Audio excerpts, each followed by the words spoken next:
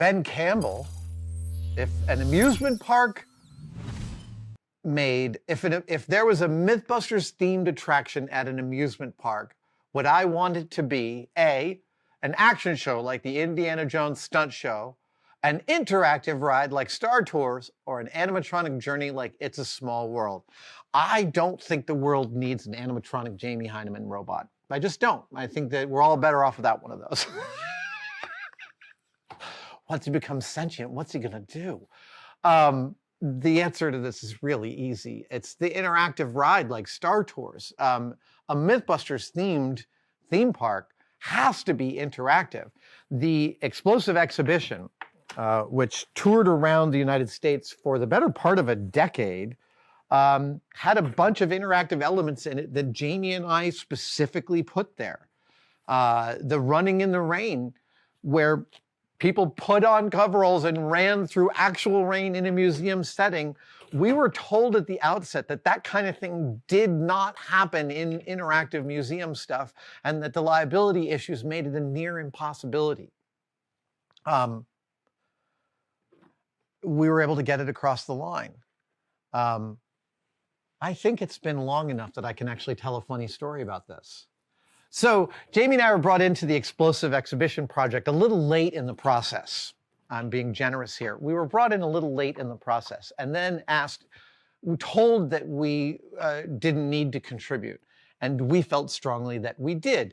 This thing was going to go out there in the world and be a museum exhibition. Both Jamie and I had specific points of view about the rigor with which we wanted that to occur and some of the things we'd love to see in there in order to meet the fans' expectations. And we rode them pretty hard about it. In fact, we hired 2 people to be our eyes and ears on the design staff, and they did a wonderful job in helping us get stuff across the line. I feel like one of the ways in which we were able to succeed in doing things that were hard, because I mean, amusement parks and interactive amusement park stuff, museum stuff is really, really a very particular area full of, like, you have no idea how much damage children can do to things until you've been in this space. And the legal liabilities of making things that people touch are tremendous and complicated. And the people who do this are immersed in this world, and it is non-trivial. That being said, we had this one idea, which Jamie really loved. I loved it too, but it was Jamie was the champion of this, which was, we did a whole episode about farts way back in the early days of MythBusters. We weren't even allowed to say fart. We could only say flatus, the official name for a fart. And in working with farts, we discovered that the primary smell components of most farts is methyl mercaptans and hydrogen sulfide. And it's very funny about this. Methyl mercaptans smell roughly like rotting flesh, and hydrogen sulfide smells roughly like a hard-boiled egg. It's got that sulfury smell to it. And it's like that, it's not a great smell. I mean, if you've ever been on a commuting bus with someone who eats hard-boiled eggs every morning, it can be pretty rough. But the funniest thing happens when you take methyl mercaptans and hydrogen sulfide and you join them, it immediately smells like a fart. I mean, it is like a magic trick. You're like, yeah, rotting flesh, sulfur, put them together, someone farted. It's far out. I can't express to you enough how funny it is from a nose standpoint. And so we came up with this idea of a vending machine that vended farts. And what you would do is you'd have a tank in there of methyl mercaptans and hydrogen sulfide. And by the way, when you buy a tank of methyl mercaptans, it has this hazard warning on it that is terrifying. It says you could clear a city block with this if you unleashed it. It's terrible stuff. Anyway, we wanted to put a bottle of each of this in there and have you be able to pay a quarter, and you get to watch this thing go psh, and fill a bag with both of them and then seal it, and it would pop this little pillow bag sealed on both ends that had a fart in it, and then you could clap it and make a fart happen anywhere. I mean, right? Can you imagine how many of these they would sell? This is a great idea. Now that I've said it publicly, I'm sure it'll show up somewhere, but go ahead, by all means. So Jamie really took the lead in fighting for the fart machine. And there were a lot of liability reasons and legal reasons why such a machine became impossible. But one of the things that sometimes can happen in a gig where you want to get some tough things off the line is you can fight really hard for one that you know you might be willing to let go. And then you can get some other stuff across the line based on how hard you're fighting on that one. And that's kind of what we did. We used the fart machine. And, you know, I hope no one endured too much stress around this, but we used the fart machine as a hill to die on in order to get some other things across the line that might not have easily gotten across the line. This is like this is the design equivalent of if you have an art director who's always got to find something wrong, then give them something wrong. If you make something, make sure you paint something on it purple so they go, whoa, what is that purple thing? And you're like, I just thought it would look great. It's get it out of there. I'm like, okay. And then they don't mess with anything else in the design. Because if you don't give them something to concentrate on, they'll come in and be like, could you make the whole thing funnier?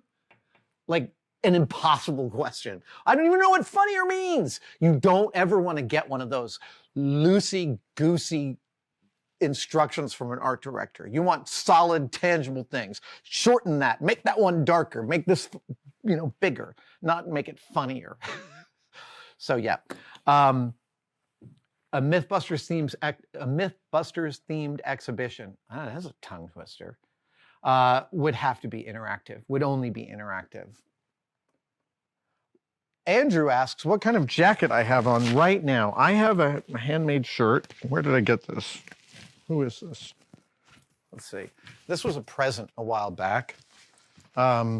This is Ship John out of Portland, Oregon. This is a medium, and it's 100% cotton.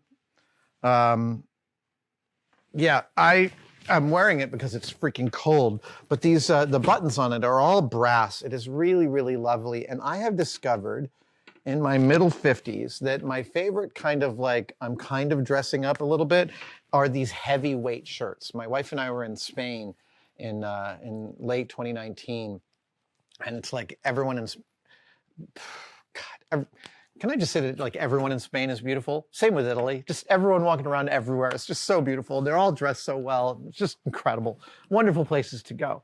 And I ended up leaving Spain with 5 or 6 of these sort of gabardine weight, medium weight shirts, not super lightweight. And there's a way in which they hang that I really like. They kind of lend a structure. So I went from 3 years ago having mostly like white dress shirts and some black dress shirts to now having a bunch of range of sort of earth tones of these heavier shirts. And I really dig it. Thanks, Andrew, for asking that question. Home with Katrina asks, can you talk more about having ADHD and being responsible for your own schedule / business? Yeah, it's real. It's tough. I'm not going to talk about it today. I do want to give you a podcast I came across recently that I really, really dug. And it is ADHD Big Brother by Russ Jones. Is that? Yes, by Russ Jones.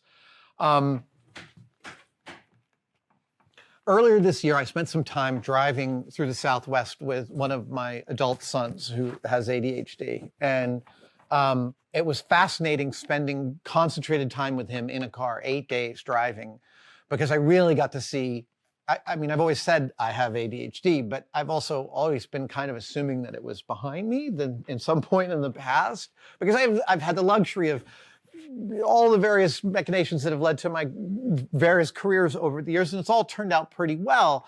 So I had not considered that I was actively, I don't want to say suffering, but dealing with the realities of having ADHD, and spending that time with him made it clear, oh my God, you listen to the middle of songs and move on to the next one? So do I. Like, it was very illuminating.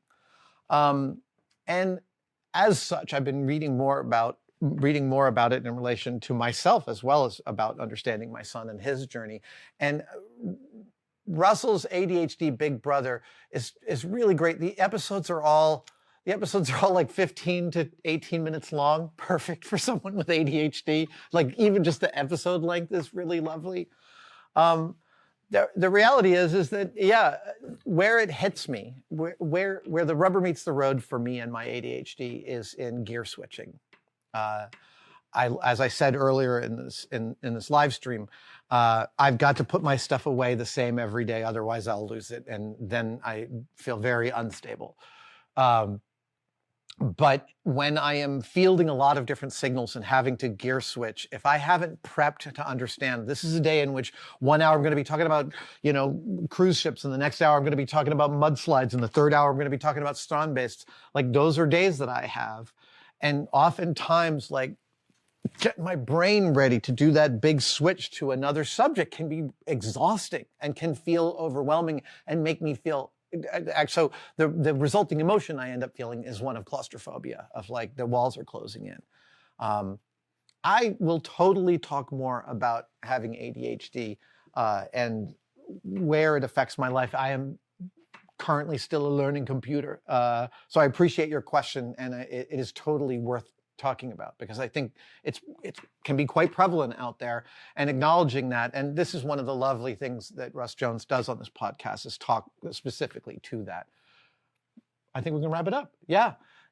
Dudes, dudettes, and everyone in between, brothers and sisters and others, thank you so much for joining me for this live stream. I really, really appreciate it. It is nice to be back in San Francisco, in my home city. I was born and raised in New York, but I am fully a Californian now. That's what spending time over there made it clear to me. No offense to you, New York. We just get the light we get out here is just a lot better. Thank you so much for watching. If you'd like to support us even further, you can by becoming a tested member. Details are, of course, below, but it includes all sorts of perks, and we're building them all the time. You get advanced word and behind-the-scenes photos of some of our projects. Questions, you get to ask direct questions during my live streams, and we have some members-only videos, including the Adam real-time series of unbroken, unedited shots of me working here in the shop. They are weirdly meditative. Thank you guys so much. I'll see you on the next one.